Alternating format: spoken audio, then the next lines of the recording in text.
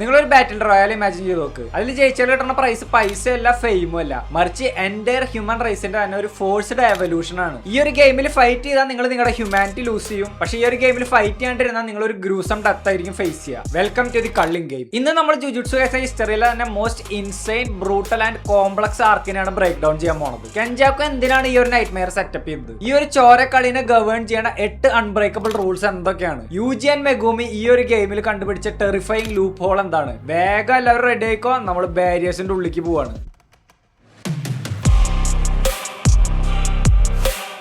റൂൾസിനെ പറ്റി പറയുന്നതിന് മുന്നേ എന്തിനാണ് ഈ ഒരു കള്ളിംഗ് ഗെയിം ഹോസ്റ്റ് ചെയ്തേക്കണം എന്നുള്ളത് നമ്മൾ മനസ്സിലാക്കണം. ഇത് സുഗുരു ഗെറ്റോന്റെ ബോഡിയിൽ കറന്റ്ലി ഉള്ള ഏൻഷ്യൻ സോസർ ആയിട്ടുള്ള കെഞ്ചാക്കോന്റെ മാസ്റ്റർ പ്ലാൻ ആണ്. കെഞ്ചാക്കോന് ജപ്പാനിലെ എൻ്റയർ ഹ്യൂമാനിറ്റിനെ ഫോഴ്സ്ഫുള്ളി ഇവോൾവ് ചെയ്യിപ്പിച്ചിട്ട് അവരെ കേഴ്സ്ഡ് എനർജി ഒപ്റ്റിമൈസ് ചെയ്യണം. പക്ഷേ ഈ ഒരു സംഭവം ചെയ്യണമെങ്കിൽ ഒരു insane amount of cursed energy വേണം. അത് കെഞ്ചാക്കോന്റെ കയ്യിൽ ഇല്ല. സോ ആളുടെ പ്ലാൻ എന്താന്ന് വെച്ചാൽ ഒരു മാസീവ് റിച്വൽ നടത്തിയിട്ട് ഇമ്മോർട്ടൽ മാസ്റ്റർ ആയിട്ടുള്ള ടെങ്കനും എൻ്റയർ ഹ്യൂമാനിറ്റിയും തമ്മിൽ ഫോഴ്സ്ഫുള്ളി മെർജ് ചെയ്യിപ്പിക്കുക എന്നുള്ളതാണ്. ആ മാസീവ് റിച്വൽ ആണ് കള്ളിംഗ് ഗെയിം. ഇങ്ങനെ മെർജ് ചെയ്യണോണ്ട് ഇപ്പൊ എന്താ പ്രശ്നം നമ്മൾ വിചാരിക്കും. ടെങ്കനായിട്ട് entire population of Japan merge ചെയ്ത് കഴിഞ്ഞാൽ അതൊരു സിംഗിൾ കോൺഷ്യസ്നെസ് ഉള്ള ബീയിങ് ആയിട്ട് മാറും. പക്ഷെ ഇവിടെ പ്രശ്നം എന്താന്ന് വെച്ചാൽ ഈ എൻ്റയർ പോപ്പുലേഷന്റെ കോൺഷ്യസ്നെസ്സിൽ ഒരാളുടെയെങ്കിലും മൈൻഡ് ഈവിളോ കറപ്റ്റ് ആണെങ്കിൽ അവർ മെർജ് ചെയ്തിട്ടുണ്ടാവുന്ന ആ ന്യൂ ബീയിങ്ങും ഫുള്ളി ഈവിൾ ആൻഡ് കറപ്റ്റ് ആവും. ആ ഒരു ബീയിങ്ങിന് insane amount of cursed energy ഉണ്ടാവും ആൻഡ് അതൊരു വേൾഡ് ത്രെറ്റ് ആയിട്ട് തന്നെ മാറും. സോ ഈ റിച്വൽ നടത്താൻ വേണ്ടിയിട്ടുള്ള എനർജി ഹാർവെസ്റ്റ് ചെയ്യാൻ വേണ്ടിയിട്ടാണ് കെഞ്ചാക്കു ജപ്പാനിലെ അക്രോസ് ആയിട്ട് 10 മാസീവ് കോളനീസ്, അതായത് ജൈഗാന്റിക് ബാരിയേഴ്സ് ക്രിയേറ്റ് ചെയ്യണത്. ഇത് പുറം ലോകത്ത് നിന്ന് കംപ്ലീറ്റ്ലി ഐസൊലേറ്റഡ് ആയിട്ടുള്ള ഒരു സ്ലോട്ടർ ഹൗസ് പോലെയാണ്. ഇതിന്റെ ഉള്ളിലേക്ക് കടന്നു കഴിഞ്ഞാൽ പിന്നെ പുറത്തേക്ക് തിരിച്ചിറങ്ങാൻ പറ്റില്ല.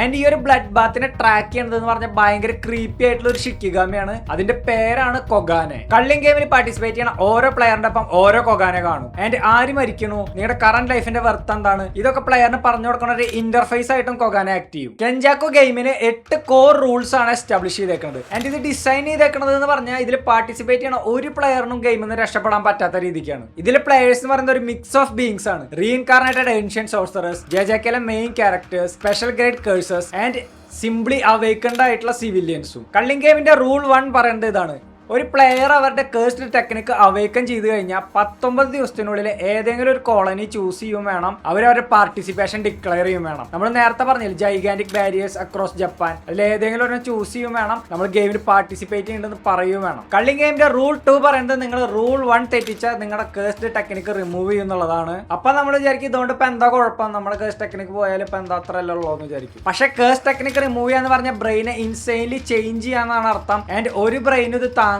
ഈ റൂൾ ബ്രേക്ക് ചെയ്യാന്ന് പറഞ്ഞാൽ ഇൻസ്റ്റന്റ് ഡെത്ത് ആണ്. ഗെയിമിന്റെ റൂൾ 3 പറയുന്നത് എന്താണെന്ന് വെച്ചാൽ നിങ്ങളൊരു സിവിലിയൻ ആണോ, നിങ്ങൾ ഈ ഒരു കോളനി അല്ലെങ്കിൽ ഒരു ബാരിയറിന്റെ ഉള്ളിൽ കടന്നു കഴിഞ്ഞാൽ നിങ്ങളൊരു പ്ലെയർ ആയി മാറും. ഇതിൽ എക്സെപ്ഷൻസ് ഒന്നുമില്ല. റൂൾ 4 ആൻഡ് റൂൾ 5 പറയുന്നത് എന്താണെന്ന് വെച്ചാൽ നിങ്ങൾക്ക് പോയിന്റ്സ് എണിയണമെങ്കിൽ നിങ്ങൾ ബാക്കി പ്ലേയേഴ്സിനെ കില്ല് ചെയ്യണം. ജനറലി ഒരു സോഴ്സറിനെ കൊന്നു കഴിഞ്ഞാൽ 5 പോയിന്റ്സും ഒരു നോർമൽ ഹ്യൂമനെ കൊന്നു കഴിഞ്ഞാൽ 1 പോയിന്റ് ആണ് പ്രൊവൈഡ് ചെയ്യുക. റൂൾ 6 ആൻഡ് റൂൾ 7 ആണ് നമുക്ക് കുറച്ച് ഹോപ്പ് വരാണത്. ഇത് പറയുന്നത് എന്താണെന്ന് വെച്ചാൽ 100 പോയിന്റ്സ് നിങ്ങൾ കളക്ട് ചെയ്ത് കഴിഞ്ഞാൽ ഗെയിം മാസ്റ്ററുടെ അടുത്ത് നിങ്ങൾക്ക് ഒരു പുതിയ റൂൾ ആഡ് ചെയ്യാൻ വേണ്ടി നെഗോഷിയേറ്റ് ചെയ്യാം. പക്ഷെ ഇതിലൊരു ക്യാച്ച് ഉണ്ട്. ഈ ഒരു പുതിയ rule culling game immediately end ചെയ്യാൻ പാടില്ല. റൂൾ 8 ആണ് കള്ളിംഗ് ഗെയിമിലെ മോസ്റ്റ് റൂത്ത്ലെസ് റൂൾ. ഇത് പറയണത് 19 ദിവസമായിട്ട് നിങ്ങളുടെ സ്കോർ കോൺസ്റ്റന്റ് ആണ്. എക്സാക്ട്ലി സെയിം ആയിട്ടാണ് നിൽക്കണമെങ്കിൽ നിങ്ങളുടെ കേഴ്സ് ടെക്നിക്ക് റിമൂവ് ചെയ്യും, അഥവാ യു ആർ ഡെഡ്. സോ നിങ്ങൾക്ക് ഒളിക്കാൻ പറ്റില്ല, നിങ്ങൾക്ക് ഡിഫൻസ് കളിക്കാൻ പറ്റില്ല, നിങ്ങൾ ഹണ്ട് ചെയ്യണം, കില്ല് ചെയ്യണം, അല്ലെങ്കിൽ ഗെയിം നിങ്ങൾ എക്സിക്യൂട്ട് ചെയ്ത് കളയും. അങ്ങനെ ഈ കള്ളിംഗ് ഗെയിമിൽ മരിക്കണ ഓരോ ആൾക്കാരുടെയും കേഴ്സ്ഡ് എനർജി കളക്ട് ചെയ്ത് ഹാർവെസ്റ്റ് ചെയ്തിട്ടാണ് കെഞ്ചാക്കോ ആ മാസീവ് റിച്വൽ നടത്താൻ പോണത്. സോ ഈ ഒരു കോളനീസിന്റെ ഉള്ളിൽ എൻ്റർ ചെയ്യണത്, ആ ഒരു ബാരിയേഴ്സിന്റെ ഉള്ളിൽ എൻ്റർ ചെയ്യുന്നത് ഒരു ഡെത്ത് സെന്റൻസ് ആണെന്ന് അറിഞ്ഞിട്ടും യൂജി ആൻഡ് മെഗുമി എന്തിനാണ് വില്ലിംഗിൽ അതിന്റെ ഉള്ളിൽ എൻ്റർ ചെയ്തത്? അവർക്ക് 2 മാസീവ് ഒബ്ജക്റ്റീവ്സ് ഉണ്ട്. അതിൽ ഫസ്റ്റ് വൺ എന്ന് പറയുന്നത് മെഗുമിയുടെ സിസ്റ്റർ ആയിട്ടുള്ള സുമിക്കിനെ രക്ഷിക്കുക എന്നുള്ളതാണ്. കള്ളിംഗ് ഗെയിം തുടങ്ങുന്നതിന് മുന്നേ കെഞ്ചാക്കോ കുറച്ച് കേഴ്സ്ഡ് എനർജി കൂടുതലുള്ള ആൾക്കാരെയും കേഴ്സ്ഡ് ഒബ്ജക്റ്റ് കൺസ്യൂം ചെയ്തിട്ടുള്ള ആൾക്കാരെയും മാർക്ക് ചെയ്തിട്ടുണ്ട്. അവരെന്തായാലും ഈ ഗെയിമിൽ ഒരു പ്ലെയർ ആയി മാറേണ്ടി വരും. അങ്ങനെ സുമിക്കിനെ മാർക്ക് ചെയ്തിട്ടുണ്ട്. അപ്പൊ സുമിക്ക് ഫൈറ്റ് ചെയ്തില്ലെങ്കിൽ അവൾ എന്തായാലും മരിക്കും. സോ നമ്മുടെ പയ്യന്മാരുടെ പ്ലാൻ എന്താന്ന് വെച്ചാൽ 100 പോയിന്റ് ഉള്ള ഒരാളെ ഹണ്ട് ഡൗൺ ചെയ്തിട്ട് അയാളെ കൊണ്ട് ഒരു പുതിയ റൂൾ ആഡ് ചെയ്യിപ്പിക്കുക. ആ റൂൾ എന്താന്ന് വെച്ചാൽ ഒരു പ്ലെയർക്ക് വേറൊരു പ്ലെയറിന് അവരുടെ പോയിന്റ്സ് ട്രാൻസ്ഫർ ചെയ്യാൻ പറ്റും. ഇപ്പൊ എന്റെ 100 പോയിന്റ്സ് ഉണ്ടെങ്കിൽ എനിക്ക് അതിൽ ഒരു 50 പോയിന്റ് നിങ്ങൾക്ക് ട്രാൻസ്ഫർ ചെയ്ത് തരാൻ പറ്റും. ഈ ഒരു റൂൾ ആഡ് ചെയ്ത് കഴിഞ്ഞാൽ സുമിക്ക് ആരെയും ഫൈറ്റ് ചെയ്യേണ്ടി വരില്ല. കോൺസ്റ്റന്റ്ലി അവൾക്ക് പോയിന്റ്സ് ട്രാൻസ്ഫർ ചെയ്യാം. അങ്ങനെ റൂൾ 8 വെച്ച് അവളെ എലിമിനേറ്റ് ചെയ്യപ്പെടില്ല. പയ്യന്മാരുടെ സെക്കൻഡ് ഒബ്ജക്റ്റീവ് എന്ന് പറയുന്നത്